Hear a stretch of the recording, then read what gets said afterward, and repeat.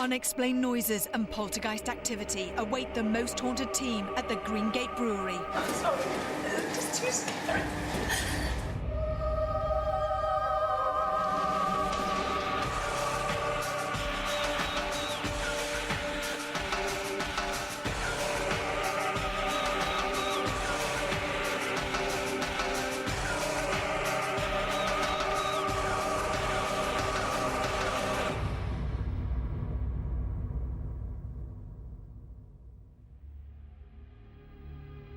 Hello and welcome to Most Haunted.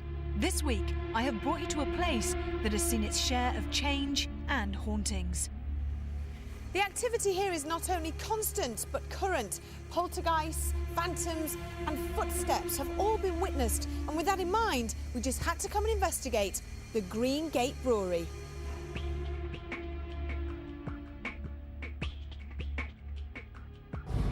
In 1828, a successful cotton manufacturer by the name of John Lees bought the Greengate House premises in Middleton, Manchester, and set up a brewery.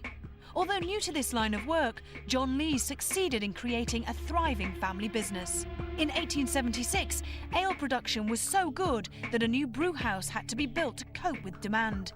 2 years later, the founder's sole surviving grandson, John Willie Lees, took the helm and the brewery became J.W. Lees and Company. The brewery has managed to change with the times and remains a successful independent company. The brewery has a high level of reported paranormal activity, and of special interest to the Most Haunted team is that so much of it is recent. It's so refreshing to find a place that is not shrouded in mystery and murders and death. It's just an ordinary place of work. It's been here for over 175 years. There are cottages that are much, much older, going back certainly to the 17th century. Because it's been inhabited for so many hundreds of years, we've got folks that lived and died in the cottages. I think there's every possibility that they, for some reason, still haunt the place. And then we've also got the ghosts of ordinary working people in the brew house across the road. And it's quite different from that point of view. It's refreshing.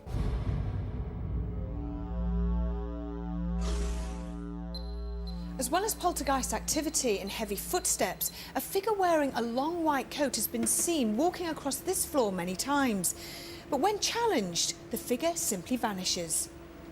We've got an area just above the fermenting room in the brewhouse where there's just an open space, and most people who work in the brewery have heard these footsteps from one time or another, and they're not like, it can be steam hammer or something like that, but it's not. It's actual footsteps walking across a floor, and the positive footsteps, you know, you can actually hear them going probably, 12, 14 steps. We've been up to investigate, and there's been no one around, which you wouldn't expect to find anyone around because there shouldn't be anyone there. The strangest thing I ever saw, I was working in the fermenting room and I needed to go and see who I thought was the head brewer at the time in his office, because I'd seen him walk across the room and go into this office, which was only one way in and one way out. I got into the office and there was no one there, completely unexplained. I haven't got a clue who that person was.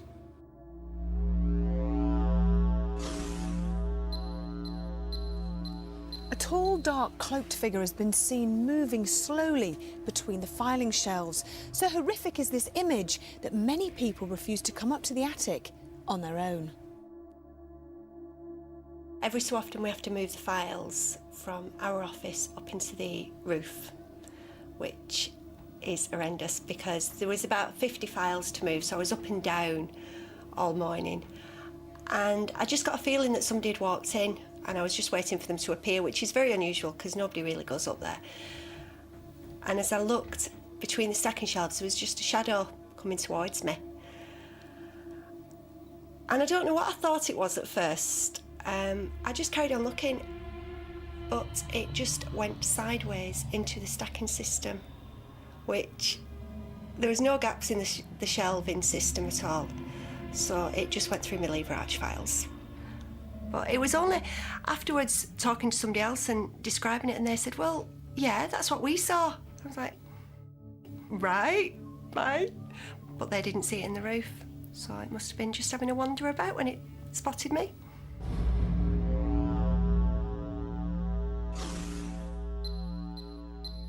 The The ghost of a lady has been seen sitting on the opposite side of this table. Also, a night watchman was hit across the face by unseen hands as he walked past this door, and since then, he's refused to come back. The amazing thing about this 175 years, there's very little talk of death and destruction, if you like, but when they were sinking a well underneath the brew house, there are stories that quite a few of the workmen were killed, possibly by falling masonry or possibly even falling down. But there is a definite fact that one man went missing for 2 or 3 days, and they found him curled up at the bottom of the well, dead. The well is now covered up, unfortunately, under the sampling room. It'd be very interesting for us to do a vigil in the area where that well is, just to see if any spirits come out.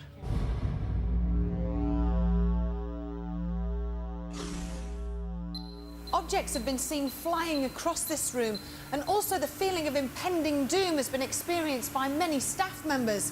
So is this place haunted? We have 24 hours to find out. Now, Phil, we're in the boardroom. A lot of paranormal things supposedly have happened here. What do you think about them? Do you think they're real, or do you think it's in people's imaginations? That's always a difficult question to answer. It could be even a bit of both, but what I find most interesting is the fact that the woman that's been seen here is sat facing what looks like a cupboard here now. Now, I went outside to check for a chimney, and there is indeed a chimney there. So at one point, there was a fireplace here, so I think she's seen facing the fireplace. Now, what about the security guard? I mean, that to me sounds really quite frightening. Well, I find that very interesting. Of course, the security guard was hit in the face in the corridor outside. Now, we don't know what his physical condition was prior to this happening. You know, was he tired? Was he emotional? And we'll never really know because we can't trace the guy to talk to. And what about the general feel of the place? So many people here, so many staff members have seen lots of different things. How do you think that we're going to react tonight? Well, of course, what we have to remember is this is a brand new experience for the crew here. As far as I know, nobody's done an investigation in a brewery before. So we have new smells to get used to, new noises.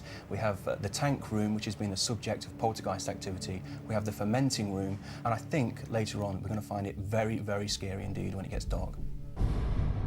This was the first time we had ever conducted an investigation in a brewery. The atmosphere was certainly different from anything we had experienced before.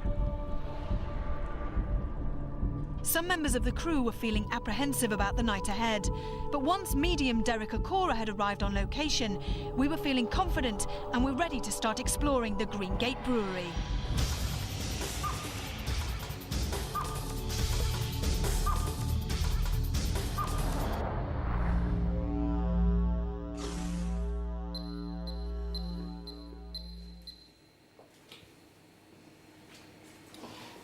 What's the matter? There's total in this atmosphere here, in this energy here. There's a poor energy, a poor feeling, a not nice feeling, a person? Okay. Oh, sadness. And also despair, sadness and despair. And thrown down. Okay. I'm very aware of falling. I seem to go down. I go down into like, it's like a well or it's a vat. Down, bang. Damage to my head. But there's also across here.